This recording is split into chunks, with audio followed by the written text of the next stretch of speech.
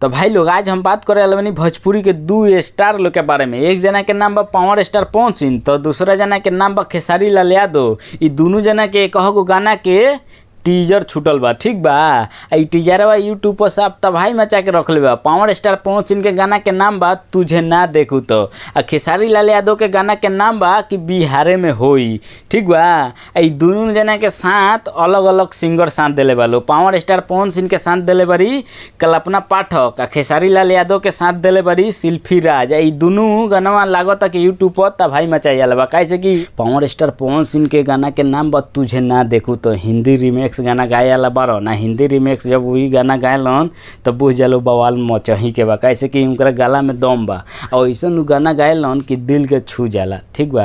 आ खेसारी भाई के गाना के नाम बा बिहारे में होई।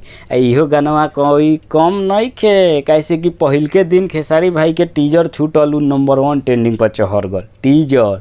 तो गाना के तो बातें हटावलो, अभी गाना आयल नहीं खे। आ गाना जब भी आ गए तो बुझ जा कि सब तबाही मचा दिलक। हमरा लागत कि कल है मत आ जाओ। कैसे कि आज रात के हम वीडियो बनावता नहीं तो कल अगर गाना आ गल तो कहबा लो कि साला बकलोल बा, बाद में हमनी के खबर देता। तो तू लो भाई लोग दिल दिमाग को मत ले लो। कैसे कि हम ड्यूटी पर से आए नहीं तो हमरा रात के टाइम मिलेला, तो वही बेर हम वीडियो बना के डाले नहीं, ठीक बा।